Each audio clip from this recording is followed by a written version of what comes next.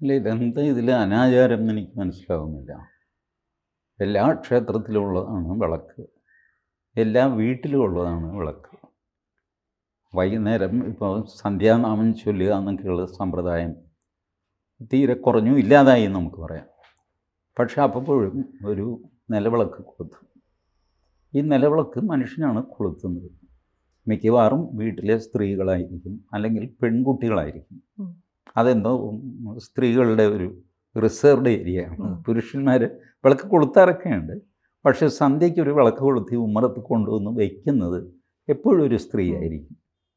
അപ്പോൾ അത് കൊണ്ടുവന്ന് വയ്ക്കുമ്പോൾ വെറുതെ ഇറയത്ത് രാഷ്ട്രീയം പറഞ്ഞുകൊണ്ടിരിക്കുന്ന ആണുങ്ങൾ വരെ എണീറ്റ് തൊഴും, വിളക്കിനെ തൊഴും.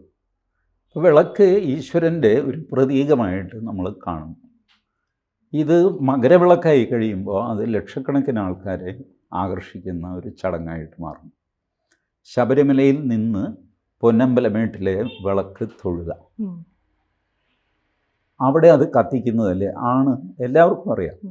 കത്തിക്കാതെ ഒരു വിളക്കുണ്ടാവില്ല, അല്ലെങ്കിൽ വല്ല ഇടിവെട്ടിയോ ഒക്കെ തീ പിടിച്ചോ ഒക്കെ ഉണ്ടാകുന്നു. ഇതങ്ങനെയല്ല, ആ സമയത്ത് കത്തിക്കുന്നതാണ്. ഇതറിഞ്ഞുകൊണ്ട് തന്നെയാണ് തൊഴുന്നത്. അതിൽ അന്ധവിശ്വാസവും സംഗതി എന്താ? വീട്ടിൽ നമുക്കറിയാം, നമ്മുടെ അമ്മയാണ് ദീപം എന്ന് പറഞ്ഞുകൊണ്ട് വിളക്ക് കൊണ്ടുവരുന്നത്. അപ്പോൾ നമ്മൾ എണീറ്റ് നിന്ന് തൊഴുന്നു. ഇത് അമ്മയാണ് കത്തിക്കുന്നത് നമുക്കറിയാം. അതിൽ അന്ധവിശ്വാസം എന്താ? പ്രശ്നം എന്താ? അതിലെനിക്ക് മനസ്സിലാവണില്ല. ദീപാരാധന എല്ലാ ക്ഷേത്രത്തിലും ഉള്ളതാണല്ലോ. വൈകുന്നേരം ദീപാരാധനയ്ക്ക് എല്ലാവരും തിക്കിത്തിരക്കി തൊഴും. അത് നമുക്ക് കാണാം. പൂജാരിയാണ്, ആരതി കയ്യിലുണ്ട്, അത് ഉഴിയുന്നൊക്കെ നമുക്ക് കാണാം. മാൻമെയ്ഡാണ്. അല്ലാതെ സെലസ്റ്റൽ പ്രകാശത്തെ മാത്രമേ നമ്മൾ തൊഴുള്ളൂ എന്ന് പറയുന്നത് എങ്ങനെയാണ്? ഇത് മകരവിളക്കിൻ്റെ മകരജ്യോതി വേറൊന്നാണ്. അതൊരു സെലസ്റ്റൽ നക്ഷത്രം.